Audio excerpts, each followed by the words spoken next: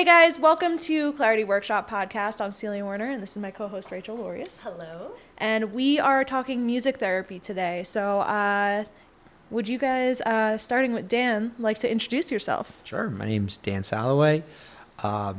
Technically Dan Salaway, MTBC LCAT. Those are my credentials.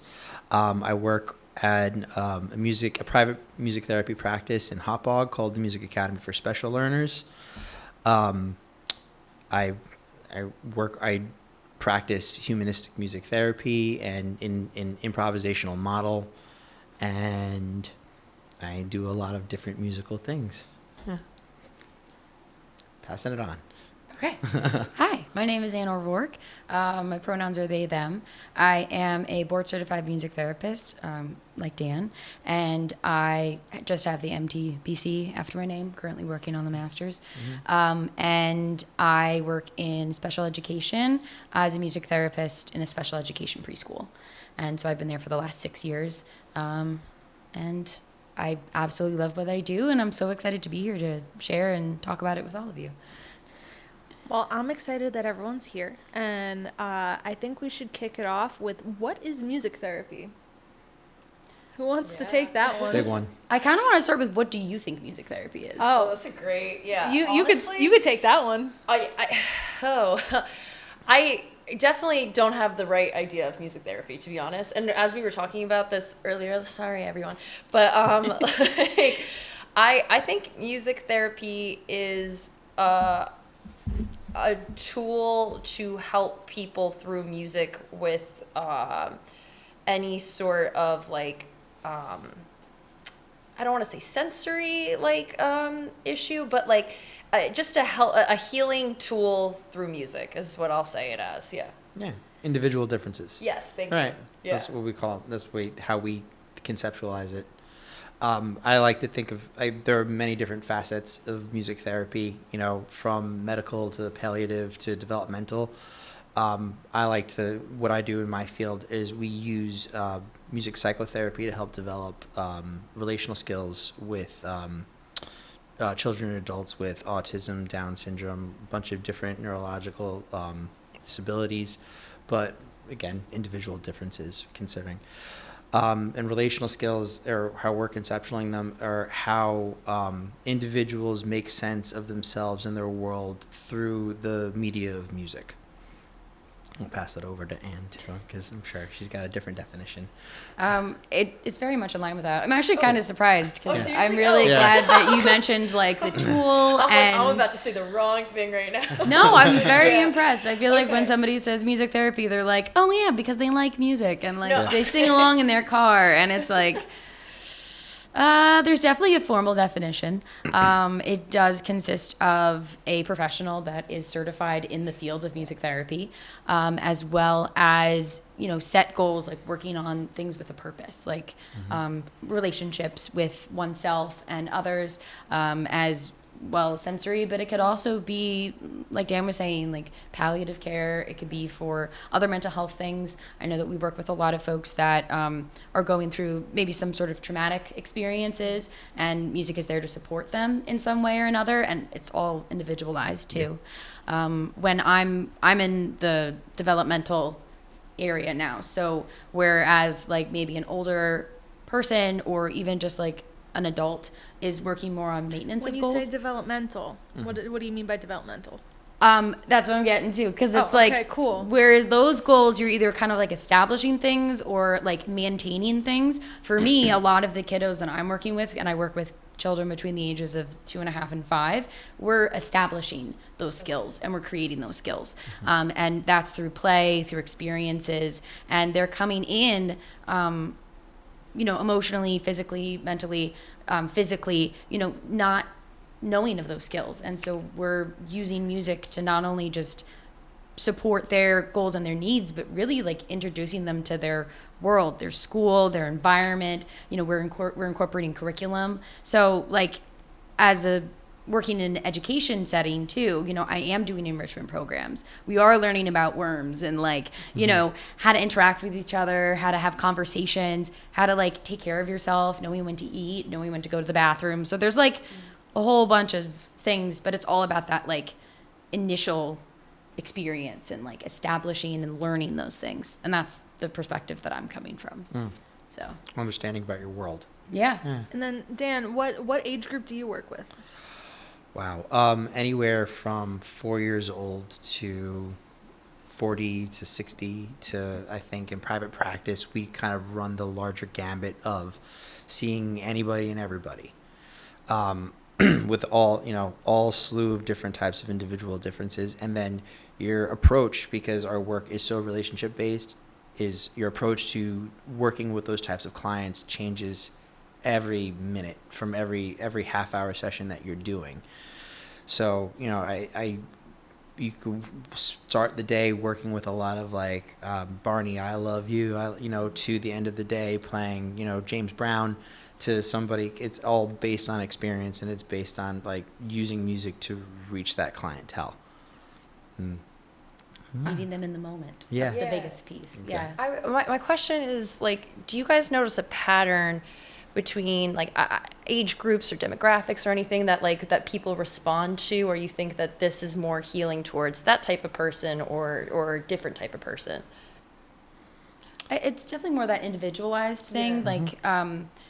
Like a lot of the kids that I work with, maybe chronologically they're maybe 4 or 5 years old, but developmentally, like they're still very, very young, like infants. So what they respond to is different than what some of my 4 and 5 year olds that are getting ready to go to kindergarten, and the conversations are different, the intentions are different, and then I know like Goals are different. the goals are different. Yeah. Oh, absolutely, the goals Yeah. are always different, and usually that takes from just having them become aware of music in their environment to owning it and being able to like request music and to lead the session, which I feel like a lot more of your clients are in a space to do. Where Client led. very much client led.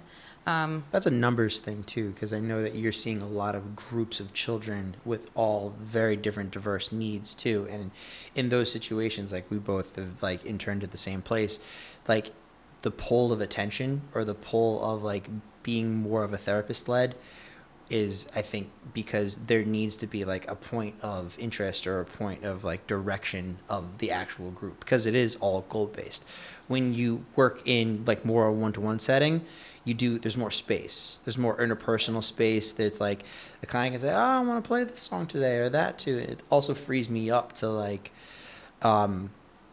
constantly, like the repertoire is much larger in that instance too. Not, cutting away from what you do in developmental, but like, again, from 4 years old to 60 years old, the range of music that person is able to relate with and able to have a really meaningful music experience with is really diverse. I think the term that I use a lot in my notes is that multisensory approach. Like for my kids, I call them like my kids. They're actually not my kids. They're my students. But like, I especially when they're so little, like I think about at that age developmentally, they're not necessarily hearing the words or the lyrics or the meaning behind things. They're feeling it. So like when you think about a child touching the vibrating strings on a guitar or vibrating the head of a drum, and a lot of the times like it's also that bonding experience and feeling the beat by, patting your knees or stomping your feet, because they haven't internalized that rhythm and that internal beat yet. So we're really, a big part of my job is providing them that grounding and that rhythm, so that they can fully experience the music. And that's how they start to do it, is by feeling it. So would you say, Anne, for the age group that you work with, is it more of actually like playing and working actively with them rather than like, I would assume you mentioned, Dan, that you would play certain songs with someone, like, so at the developmental age, is that something more how do I phrase this? Like when I'm working with people in video or teaching people something, there are some people that are, I can hear this and I can learn this, but then there's other people that are like, I need to touch this. I need to do it. The word I was looking for was sensory integration, right? The idea of like, you can conceptualize something, you can intellectualize something, you can have all of those like boxes checked, but until you're feeling it and feeling what it's like to be surrounded by sound, or feeling the vibration of a guitar or a drum, or the resonance of your head when you're singing a song, like that is, you're integrating that feeling into my understanding of how cause and effect works in my world and my environment, my sensory environment. Maybe I got a little away from that, but actually, if I could just pull for a second too, because I always try to relate this back to like experiences that people have had. Most everybody's been a part of a music education, or has had music lessons at some point in their educational career, and we look at developmental music therapy as, or flip it, music teachers look at the pillars of development having to be there. We talked about this before: awareness, trust, independence, control, responsibility. These are all skills, these are all pillars that need to be developed to participate within a academic, or to integrate within your world. A music teacher has the expectation that those pillars are there when a student comes to a music lesson. What music therapy does is it flips that model on its head, and it uses music to support those areas of development, right? So that can be developed through being aware, sensory integration, right? Being aware of one's surrounding, trust, like trusting in the cause and effect of what's going to happen when you strum the strings of a guitar or beat a drum or something. It's a real short way of explaining a lot of like how we integrate and how we kind of interface with our world every single day. And it's for kids too, but it's also like for adults too, neurodivergent or not too. And I'm finding a lot of that in my private practice and how I'm working currently. I have a big question. Okay. You brought this up a little bit, but what is the difference educationally between a music teacher and a music therapist? And I know that this is a hot button one, and I see on both of your faces that you both want to answer this, so you guys have to choose amongst yourself who's going to take it first. I guess to start by saying, like, you got your undergrad in music education. Yeah. So you have that perspective of an educator.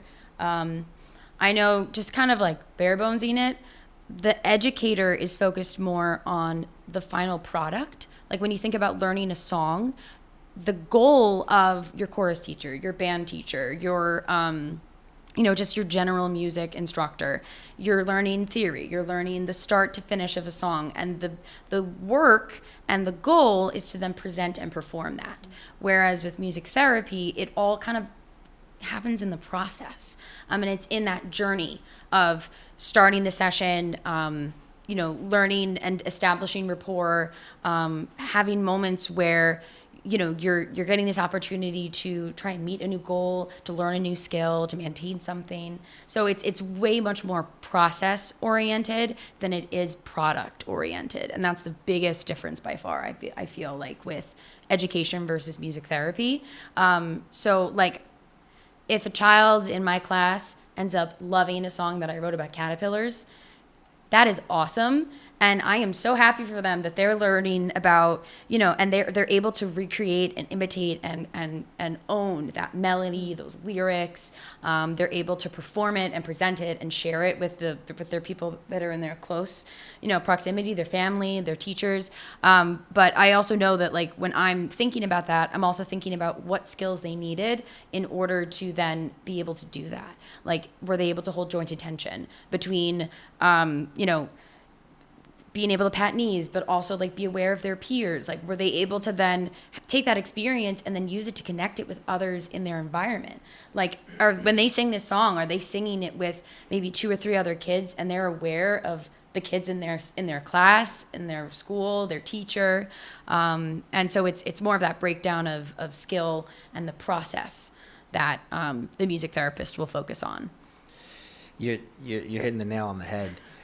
But just coming from the education background, I like to think of it, it's all development. It's all part of development. I think the music teacher looks at one aspect of development as primary and the other one as secondary, whereas the music therapist looks at the development of interpersonal skills or sensory integration as primary in the development of, we don't consider or look at musical skill as like the primary goal of music therapy. It's more about how you're relating to your world. Coming from the education background, I've had the opportunity to see how they're both related. And if I could talk about my own experience, like I was a child with an IEP. I was a child that flourished in music and didn't always flourish in areas that were related to academics or related to other. It became my social circle. It became like my pinnacle of development in how I worked. So me thinking, oh, I'm set on the path to become a music teacher. My dad was a music teacher. So therefore, how could there be anything else?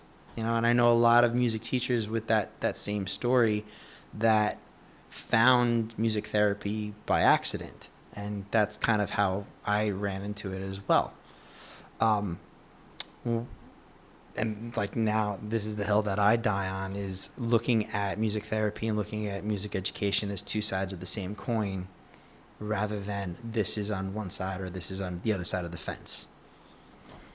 That makes sense. And you guys may not know this, but I'm pulling you in as a choreographer that's worked with a lot of middle schoolers. Yes. Mm-hmm. Do you see some of the parallels as to what they're saying in the students that you've worked with? Yeah, well, what I was going to talk about was I really want to hear more of your input on how you think music therapy affects like relationships and like identity, because we've talked off screen here about like how certain programs are not like given enough like love and money basically, and I think a lot of these students are neglected in a lot of ways and don't get the time, the attention, and just like the outlet to discover things about themselves, or maybe they don't have the opportunities because a lot of places don't offer certain things either. And I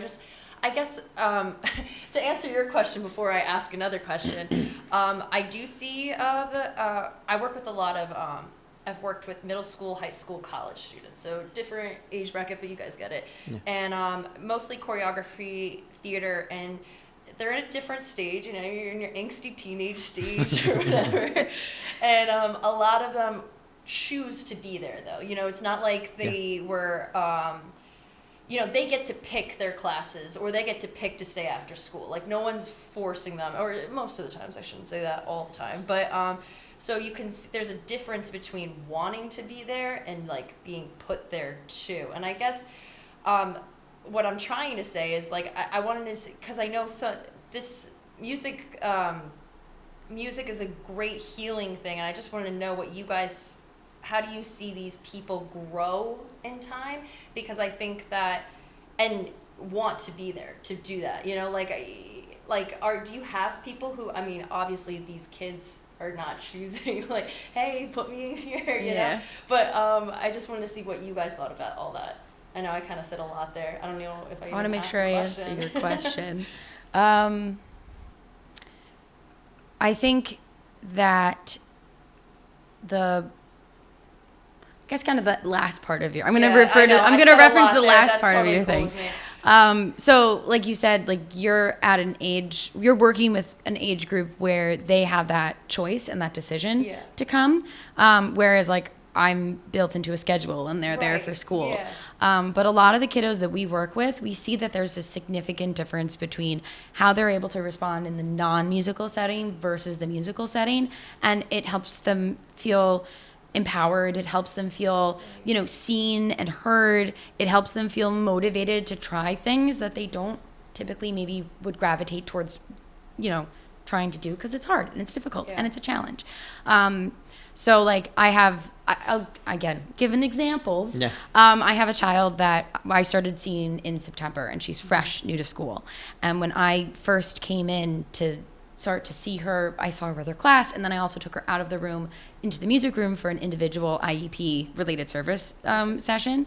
And when I first started working with her, like she was aware of me, but she wasn't like like she knew that once she got there, it was something that she liked, because you could see like she would start to rock her body, she would start to feel the rhythm, physical reaction. she would and she would start to like her affect, like her facial expression would brighten. She would stay within close proximity of me, like she wouldn't be running away from me. She would want to stay near where the instruments and the music is.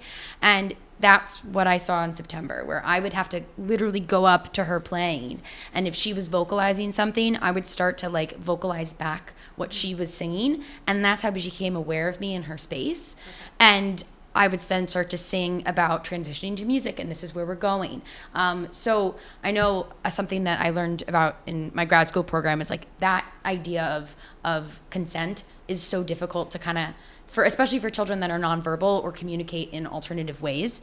I know like the thing that I've really been utilizing a lot is that narrative, like vocalizing that narrative, like explaining to them, we're going to go to music now. Like, oh, I wonder what we're going to do today. I wonder what we're going to pick today. And narrating it for them. So maybe even at this point, they don't always fully grasp what my words are, but they are getting an outline of what is going to happen, how long we're going to be there, what are we going to do next. And I think that part of consent is where it's what it kind of looks like at my age group, especially for the little ones. But now that same girl that I was talking about, that I had to get so close to her, as soon as she hears my voice, it's now July, I've been working with her since September.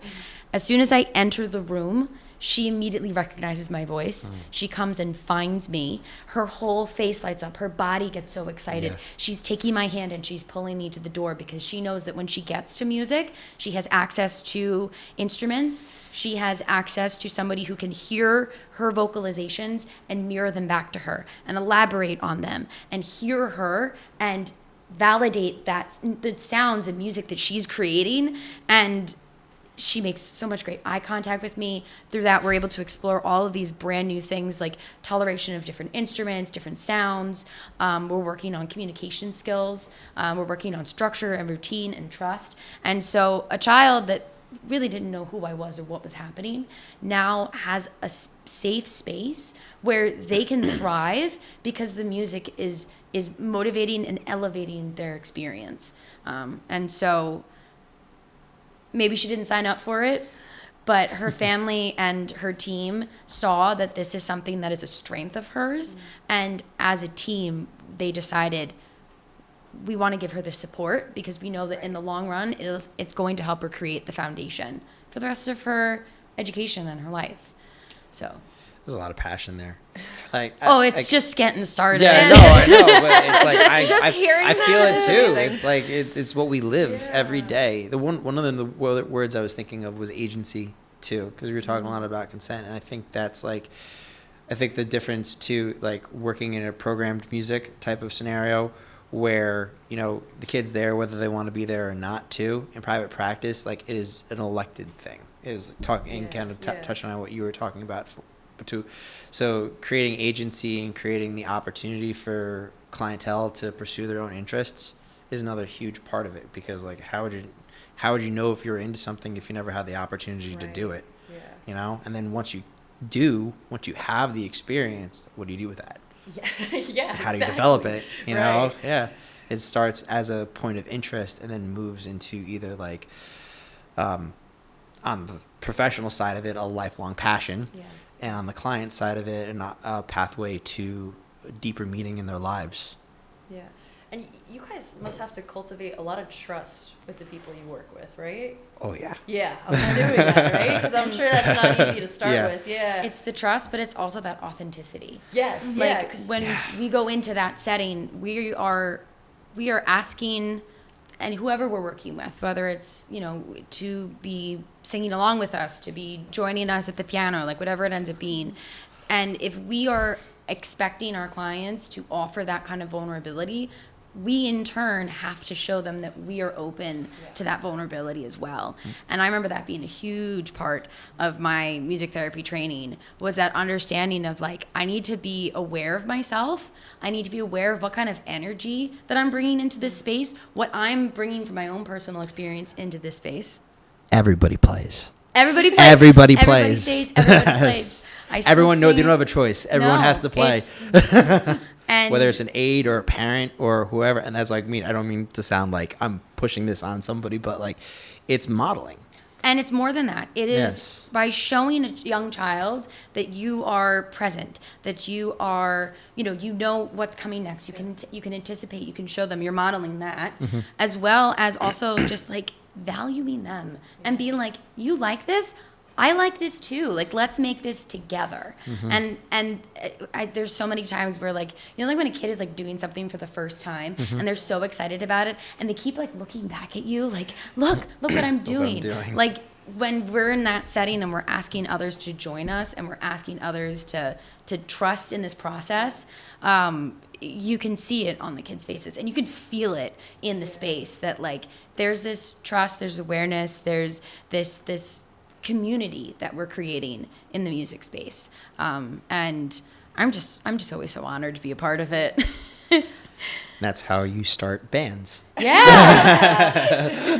That's how you get into playing in bands, which is how I've always related everything, where it's like it's relationship, it's understanding yourself. Again,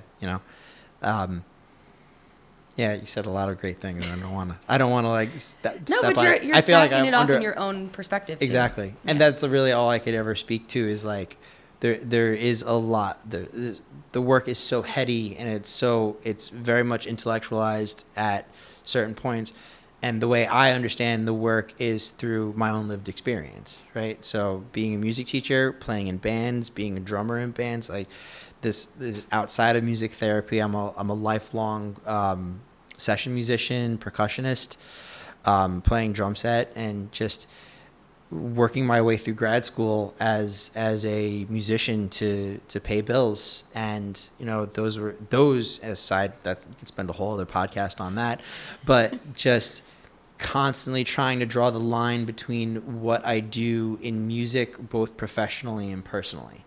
And to that point is like, if you can connect those dots, if you can draw that line, it makes the work click in a way that people are able, or you as the professional are able to understand, and how people relate back to music. Yeah. It's really interesting to hear you guys talk about this because this is how I approach working with my clients. Yeah. And you guys all have worked with me at some sort of time. Yeah. Because if you can build that relationship and that authentic relationship with whoever you're working with, obviously you're going to get the best result. Yeah. Whether that is with music therapy or with choreography or with content creation, because the ultimate thing is making sure everyone's comfortable and making sure that they are comfortable to open up. And that's one of the reasons that I approach what I do that way, because you have to do it on camera, whatever it is that you're doing. People aren't used to seeing themselves in that light. People aren't used to doing the activity that they're doing. We did photos, we did videos, doing those things under the lights that you're under. And it's about making the relationship that is happening, into something that is going to, have a great result. I don't know where I'm going with that, but it's similar in also the consent, because the people that want to be on camera, they're ready for it. But I have to work with the people that don't want to be on camera. Yeah. Very often, especially in corporate. Well, that's what I wanted to ask you guys. So on the flip side of that, what are some of the pushback you guys have endured or received? I know you're laughing right now, but I'm curious. Pushback, just to specify, so pushback from clientele or pushback from programs? Honestly, all of it. I was originally thinking programs, but I'm sure there is clientele as well. Yeah. I mean, I know for me, because I'm in these group settings often, sometimes the transition into music was rough. Yeah. And the child comes in and they don't really want to participate. Mm-hmm. Because they're still caught up on that center that they just came from, and they were super into whatever toy they just had. And now we're in music. Why do we have to be in music? And I know for for me, I always try and like look at also where they're coming from too. Like whenever I meet with an individual for IEP, I'm always thinking like, did they have breakfast today? Like, did they get enough sleep? Was there, was the environment, the home environment that they're coming from, was it supportive? Was it calm, or was it kind of like rocky? So like all of that has to get taken into consideration, and then that can impact how people feel coming into the space.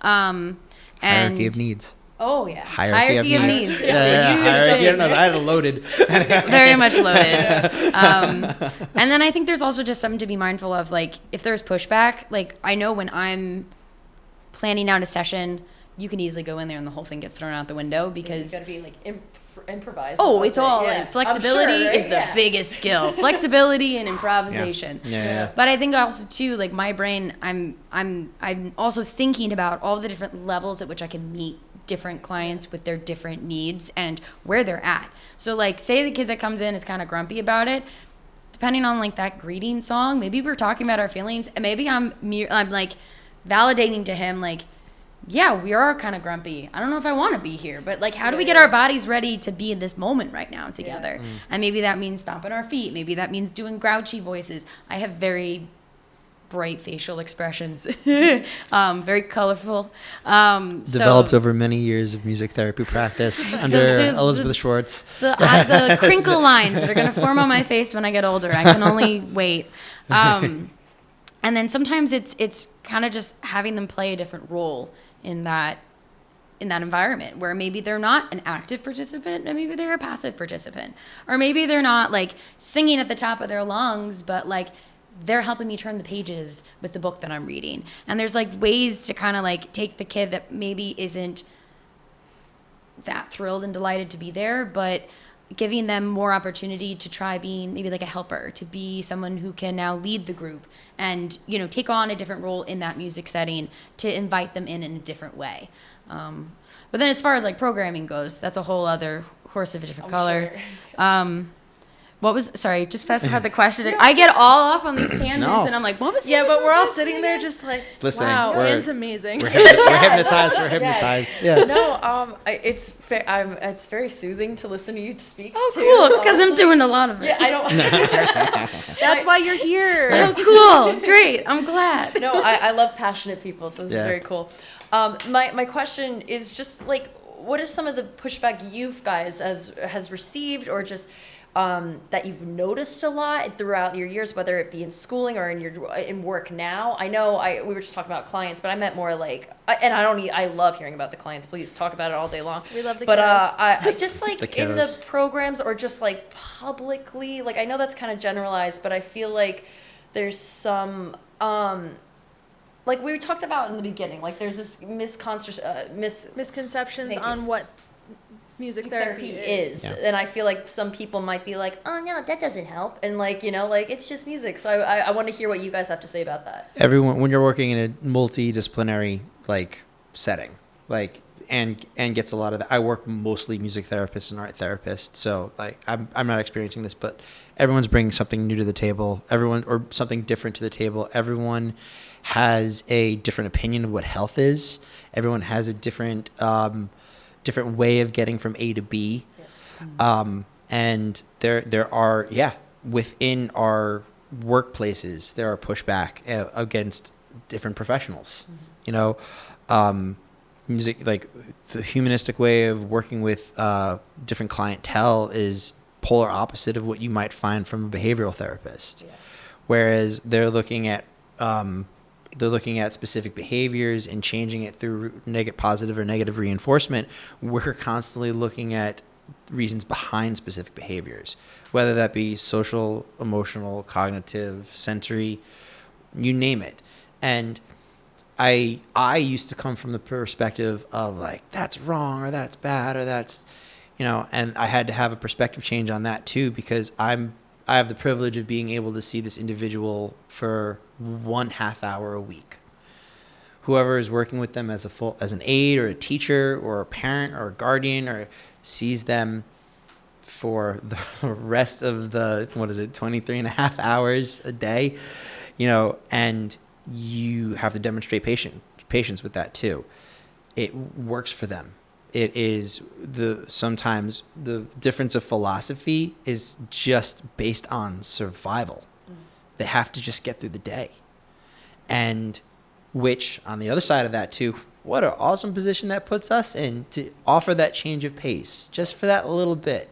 And it's like thinking of it as a gift, right? We just have that window of time where it's just a change of pace for the client. They have the opportunity to experience music. They have the opportunity to make a different decision for themselves.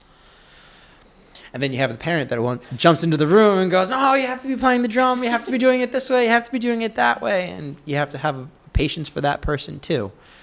And I find that's limited for me sometimes, I'll be honest. But you have to have the moment and say, but showing more than saying. I have the just before you jump into that is when you have a parent that sits on a session and they look at their child or their offspring and they say to you, "I've never seen them do that. I've never seen that before." And those are the moments which it generates interest for our field. It generates income for our field. Why does this matter? And it's those moments that you create in family members that, oh yeah, this matters a whole lot. And we are privileged to have the opportunity to be witness to that. I feel like that's a struggle that has always been there with using the arts for anything. Creative arts. And creative arts is something that, is also, and we kind of touched on this, it's not something that's emphasized as much in schools. It's part of like the curriculum, but like even in my case, like, we learned instruments in school, but I wasn't the kid that practiced at home. Like, I did the thing. Yeah. Or, when I was like 15, I took some guitar lessons, but like, it didn't really click. Mm-hmm. But that's the norm that certain parents see. That's the norm that people are used to. Like, you go and you do chorus, but are you at home actually practicing? So it's interesting to hear how you guys are actively using these different techniques to get those developments, like from your clients or your kids. And I think that it's really important that we bring attention to that. And that's why I wanted to have you guys on here, because I see this when I'm shooting. I see this when I'm talking to my clients. I see like how they are using the arts in such a way to help society, essentially. And I think that it kind of is like a shame that people, the average person hears like music therapy and they'll probably write it off because they're like, oh, like, I listen to a playlist. The playlist makes me happy. Yeah. But I want to get into what the difference is between, I guess, therapeutic music and music therapy. That's a heavy one. And can you start this one? Sure. I think something to point out about that pushback that we were talking about too, though, is like when I work with IEP coordinators, I work with districts, and I think the biggest thing, the pushback, is the advocacy, because they look at music therapy and they're like, oh, but they already get speech, or like, oh, but they already get physical therapy. Like, they're already working on motor, they're already working on, speech and language in another setting. Why do we have to do here? And there was even a period of time where somebody was kind of like putting goals in, but it was really kind of just like cookie cutter goals of, oh, they can use a gesture or like a word approximation to request something, and then following one-step directions. But it goes so much deeper than that. Yeah. And I think also another piece of pushback, particularly in the realm that I'm in, is that difference between the qualitative versus quantitative. Like, in order to get the kind of funding that you need numbers. You need change in, how many times is, Johnny doing this? Like, how many times can so-and-so hit the drum? Yep. And Show your work. Yeah. Everything's really fact-based right very, now. Very fact-based. Very much there's a lot number-based. more nuance to this than there is fact. Like, just listening to you explaining how you work with these children to get the results of these children's participation is like, that's why we were all sitting there just like, oh wow, like there's so much more than actually the music part. We Yeah. have to use evidence to describe the quality of the relationship that the client is having in music, which is not a numbers game. It's a lot of guesswork, and it's a lot of looking at somebody and trying to figure out what exactly it is they're experiencing in that moment. But feelings don't pay the bills. And we work in feelings. So we are constantly in a state of flux of working in an evidence-based way, because that is the only way that we're able to document correctly. That's the only way that we're able to advocate for ourselves. That, you know, it's how we hold our profession up. You were talking about before as music as therapeutic music versus music as therapy, and I keep asking myself this, and I should know this because I am a music therapist. I think the key word there is therapeutic, and therapeutic isn't necessarily therapy. You can be enriched and enjoy something, a song on a playlist or a live performance of a song. Those are very, very enriching things. But therapy, I think, or how it was described to me, is there's a process to that. There's a process of documentation. There's a process of evaluation. There's a process of assessment. There's a clear clinical path that's taken at every step of treatment planning for the clientele. And I would beg to say that's the biggest difference in how anyone can walk in with a guitar. It's how are you organizing or how you are curating those experiences that makes all the difference for the development of that person. But even in that, there's a lot to unpack. But yeah, it's music therapy. There are a lot of fake music therapists that come in and try to do our job, and we are in a constant state of flux, in a constant state of self-advocacy in order to preserve our employment. We have to draw these professional boundaries through music specialists or music educators, because everyone believes that they're doing our job. And that, while I do come from a music education background and I do have opinions on that, it's necessary. It's a professional boundary that's necessary. And we have to be very, very clear with how we're defining things, and we have to be very clear with how we're defining goals, because that's what's going to make the difference. Do you guys think that music therapy has to like really meet a lot of goals and really like support itself more than other fields? Like I know mental health gets a lot of flack too, but so do the arts. And then you put music and therapy together and you have like double disadvantage almost of public opinion, you know? What do you guys think about that? I want you guys also to throw in funding into this answer. Sure. We can talk about that. One more time, can you repeat the question? Yeah. Yeah, sorry. I was just I was already locked into that. Hold that thought. I'm trying to keep Back it to like you. this. Okay. I'm like trying not to Yeah. mix it. Yeah.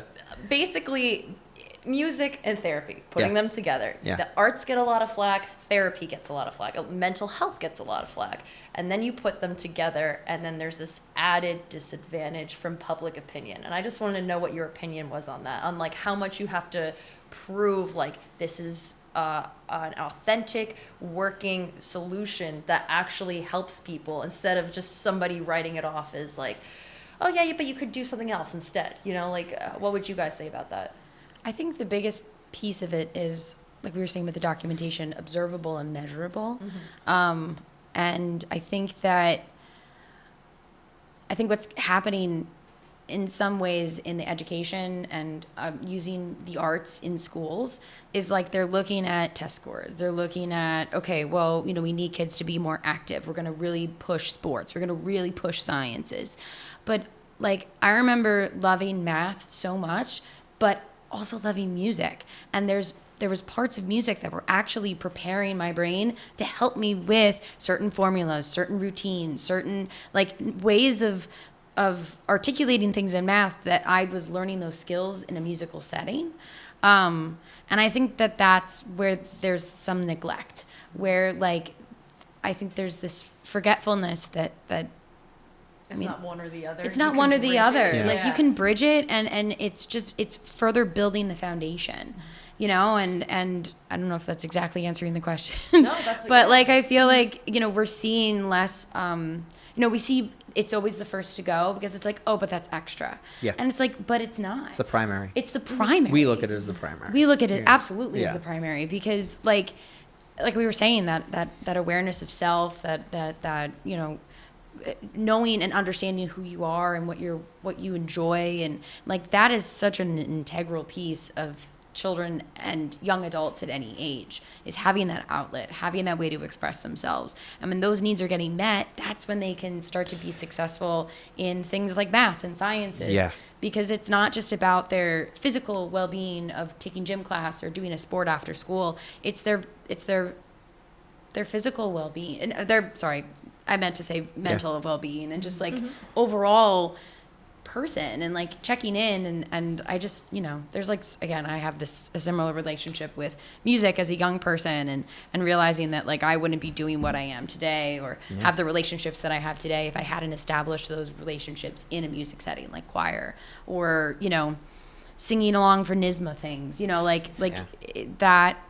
This is your brain on music. Yeah. This is your brain on music. Like literally, and Everything lights up. Everything Prepped. lights up all the time. And if Yeah. that's what music does, I don't know why we're not focusing more on it, because it's not just one thing. It's everything. Yeah. It's when we are working on goals, like it could be physical, it could be communicative, it could be, it could be social emotional, it could be cognitive. Like it's everything.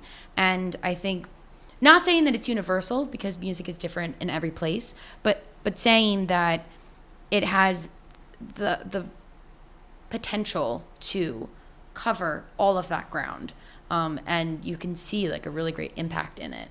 And I see it with my students, and you see it with your clients, and I think for that to be not as well funded or Yeah. not as well, And that's where I was going to bring Yeah. it right back to. If There you're you talking, go. especially if you're talking about like we work in private settings. I did work in public school settings. It's budget, it's money, and it's like if those. From my experience with that, if there isn't a need from it or a screaming of it, we need this in our schools from the community, then it's not going to exist. The budgets are not going to pass.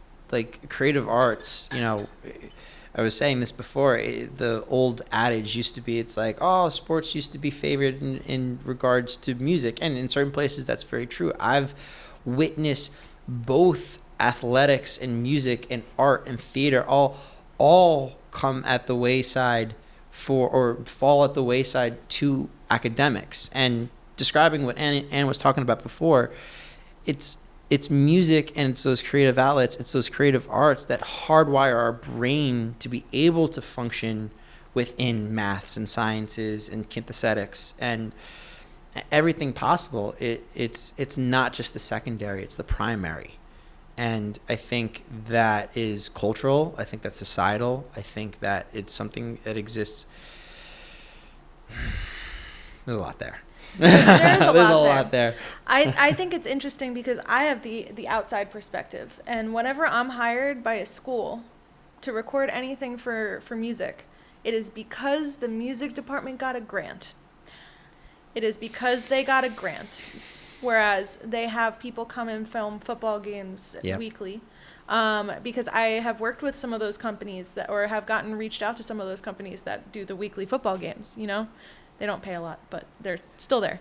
But even at the collegiate level, like, the Hofstra has, I believe it's a jazz choir. Mhm. And I filmed the jazz choir, but they were like, we have $500. That is all we have. This is a grant we got. And I'm like, okay. And like, relative to and I went to Hofstra, and I apologize for saying this, but relative to the amount You can that edit that one part out. person pays for their tuition for Hofstra, Yeah. there was no budget to record the thing that these students might need to get into future jobs as evidence that they actually can do these skills.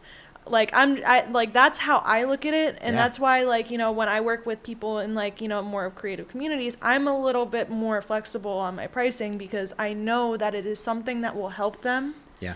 And like whether like it's I don't know, like whether it's something that is going to help them make money or whether it's something that's going to help bring awareness, there's just no support and no budget. As someone who has a job and health insurance, and because of a grant program, and like if this grant program, and it's been around in my organization for the last 30 years, so the likelihood of anything falling through, knock on wood, it's very unlikely, but I know that that's a rarity. And because of the grant program, like I'm not considered always like in the therapeutic, like I'm not getting the same funding that they're getting from IEPs, from districts. Can you explain what IEP is? Oh, sorry. Individualized Education Plan. So it's the document that the child or the family, like the team is creating, that has the child's goals, all of their, you know, testing scores, all services. Yep. And that's the legal document that is making it like this is a required thing that this child needs in order to be successful. Holds the district and the state accountable to making sure that those needs are met for that kid. Because it's saying, okay, this is what proves growth in this client. And then you can go the opposite way. They say, oh, you met all of your benchmarks. Let's take those services away that were working for you, right? There's a whole other thing. That's a whole other thing. Right. That's a whole other thing. I cut you off talking about grants.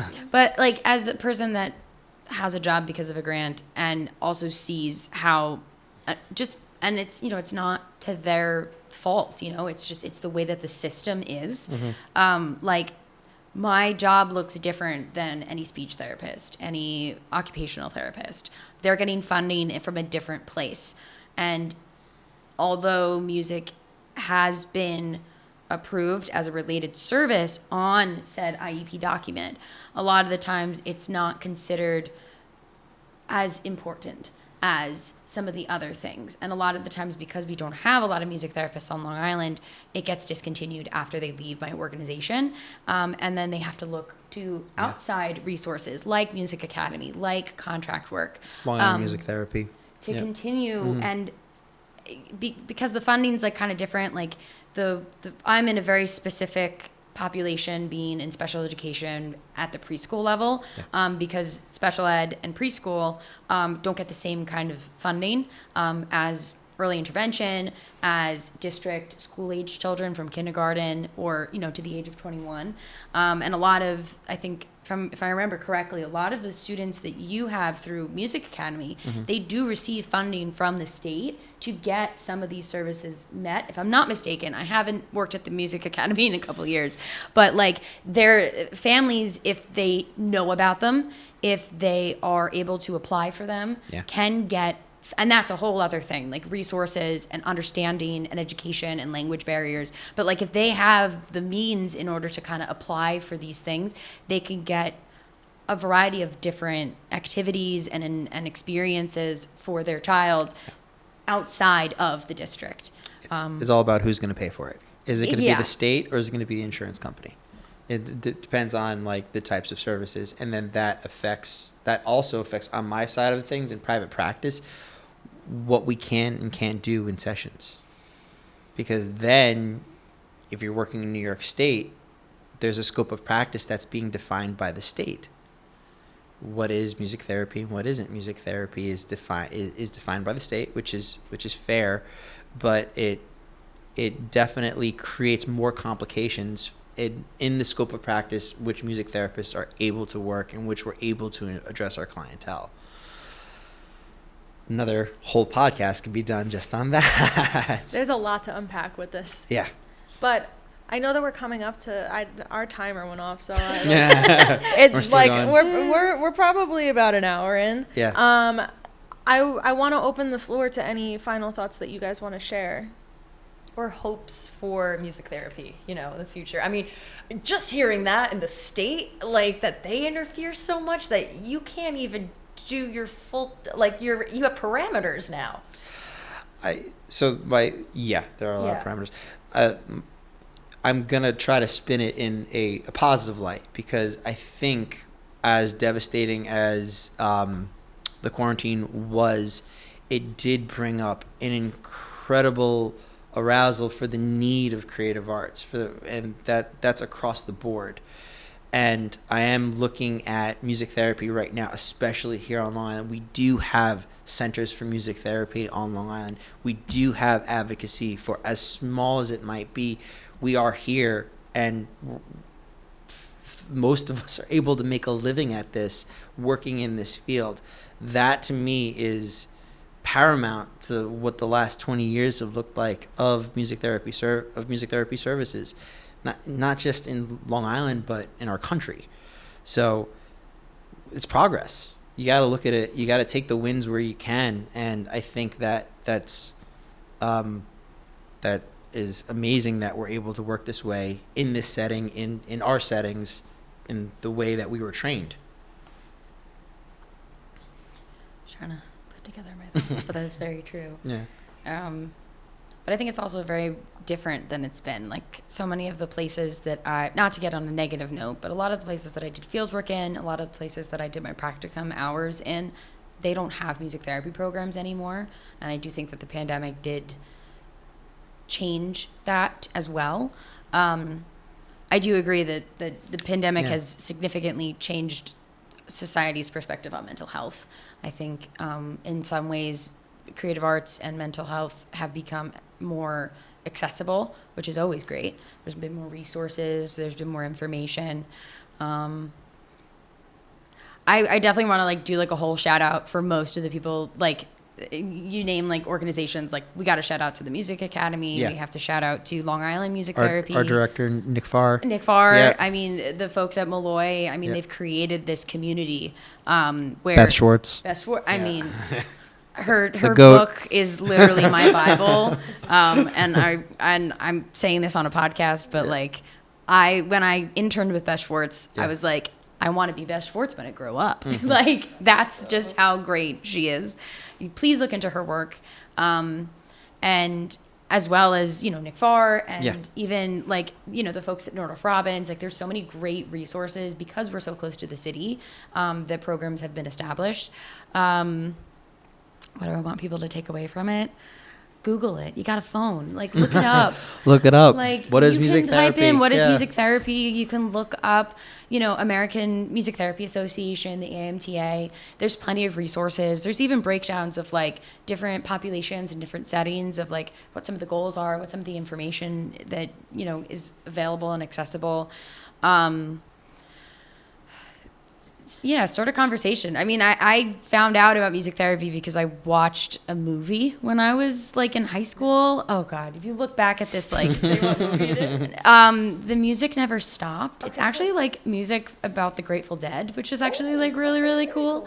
It pales in comparison to what music therapy actually is. Yeah. They used like pre-recordings, like it wasn't very interactive, like the stuff that we're talking about. It's a foot in the door. But it was definitely a foot in the door that there was like a music therapist in the movie to the point that like I heard one person going to Malloy for music therapy and I was like, what is this? Can I like... I'm doing this. I referenced this movie as part of this paper that I wrote my senior year. And I feel like you look back at it and I'm like, I knew nothing. It is this whole realm. And so to like just try and like put that on anybody, it's a lot. I think just, like definitely advocating for mental health is a part of it. I think advocating for what we have currently in our community. And maybe it looks like outreach in different ways, like I've been doing a lot more library programs, so it's less of this thing that you have to pay for. And I mean, not just to say that it's music therapy, but as a music therapist, I can kind of look at some of these things with that lens and say like, I am a music therapist when families walk in and they have young children. And it's places like your library where like, You also dropped an album. yes, I did also drop an album. Yeah. And it just has, and then like, just when you think of like resources and stuff, like. Oh, we're doing shameless plugs? Wait, what? Okay. That was Oh, not, okay, we I could- did oh, not. we're That's not doing that? shameless. Yes. That's not shameless. But the album is also relevant. Yes, it is. Yeah. I mean, I think just resources and accessibility is the biggest part, and that's also what I would like anybody to take away from this is working towards making this more accessible, making this towards having more available resources to, whether you're picking it up on your phone, whether you're borrowing it from the library, whether you're, any kind of family, any family makeup, to have things that are reflective of creative arts and music, and the children can find that voice in that environment. So We also need to find better ways of communicating what we do to our outside public, because that's our lifeline to how we work. Yeah. And why? Because again, what is music therapy? How much time you got? Yeah, I feel like we've had this whole conversation. And I'm like, I still have so many questions. And honestly, like, even if I have on my badge, I am a music therapist. And I appreciate the people that I work with, but there's still, like, some of them, no matter how many times you say, I'm a music therapist. And they've offered, like, they've said, oh, check out this, like, music educator listing. And I'm like, I don't have the credentials for that. Like, I'm not a teacher. I am a therapist. And those are two very different things. But it doesn't matter how many times you tell them. It's definitely something that will take time. Yeah. And I think it's definitely something that I feel like, as much as the work is our job, I do think that the advocacy is our job as well. To kind of It's all keep part it of the alive. job. It's all part of the job. It's all part of the job. And I Well, think just putting Thank it you guys in, for coming and advocating here. Yeah. Thank you for Absolutely. Thanks for having having us. Yeah. it's like little old music therapy. A whole podcast, a whole hour plus of content. Oh, yeah. And we're looking forward to being back and talking Yeah, more talking about this. more about it. Yes, we'll be like, all right, all of the questions from the comment. Right? Make the list. Print it The out. list. It'll Raquel. be, okay, Yeah. who's a good candidate? Who's this? Who's that? That's a whole, we could start a whole Yeah. thing. We but can we're get the- into logistics, but Yeah. Yes. we'll be here for But- a while.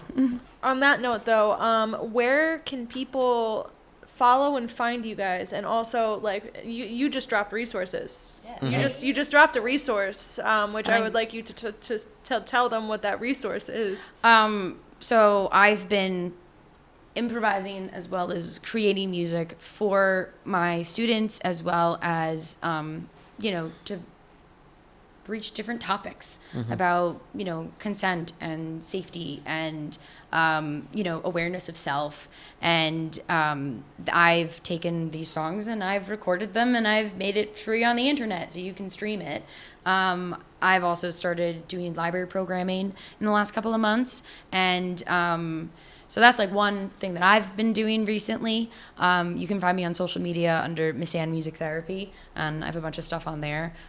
If your podcast or your YouTube has notes, I think we should absolutely put in Music Academy for Special Learners, their Thank you. website, their Yeah. information.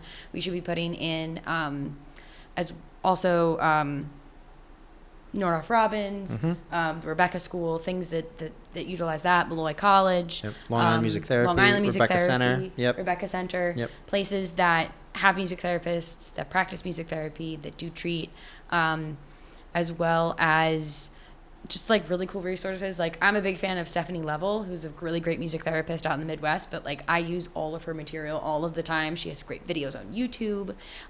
They're age appropriate and they're really easy to listen to. Like, there's not always a lot of good kids music, but like she got good kids music. Like, you gotta take it where you find it, and it's really, really good. So I'll put a shout out to Stephanie Level, and also just to like my colleagues, because it's a small department. So Megan Albemeyer and Sam Monteleone, who helped me run this ship out of my organization. We're not music teachers. We're music therapists, kind of like fighting the battle. Yeah. I'm going to stop talking now. Do you have things you want to plug? No, you kind of plugged it for me, so I appreciate that. But yeah, again, it's just pick up the phone, schedule an intake, go into an intake, parents, ask questions, caretakers, teachers, I don't care who, ask questions to music therapy, grill them. please, because it only makes us better, and it allows us to more better to communicate better of what we do and how we do it. Also, my shameless plug is you can come check out the Long Island Rhythm Experience, which is my band. We love Long Island Rhythm Experience. Thank you. Yeah, I appreciate that. But I even see, like, that's a part of, it's connected to me. It's a part of how I express myself, and I think the professional and personal are important to develop. The music self is important to develop too. But yeah, thanks for having us today, and thanks for giving us the platform. Of course. Thank you guys for coming. So, Rachel, we're going to close this out with what did we learn today about music therapy? Nothing. No, like I'm just kidding. I'm just kidding. I was like, so what did I learn? What did we learn today? I like want to go home and do so much research now on my own, and I want to look up all these people. Like I'm like, this is I'm very excited. We didn't just talk gibberish for the last hour and a half. No, not at all. I think one of the biggest takes, I like almost teared up, but I am a Cancer and I cry at everything. But but I really, really value what you both do, and I the amount of work. Can you repeat what you said? Show and not, like you said it earlier. The importance is to show people, not to tell people. Yeah, and I love that so much, and I see that in other areas of work, but I really can see it. Like I can hear what you guys are saying. I love everything you guys do. Thank you for your work, both of you. And Thank you. I don't know. I have a lot to say. So I have a lot to say too. But I'll let you go. we'll talk after this. Absolutely. But I think my biggest takeaway is that there needs to be more coverage on music therapy, and also there needs to be more discussion on music therapy, because until I met you guys, I knew nothing about music therapy. I know many people that would probably benefit from music therapy. Yeah. But there's limited resources that people know about. We're going to put them in the comments, not the comments, but the description, which I'll get that information from you guys later. But I think there needs to be more discussion of using creative arts as a both education, but therapy, but just like, social source as well. Like there's so many parts to this that, maybe we'll get into next time. But I think that we started a very important conversation, and I really appreciate that everyone came together tonight to do so. Thanks, Celia. Thank you so much. Yeah. Of course. So thank you guys for tuning in. There will be many, many clips on social media, and thank you so much.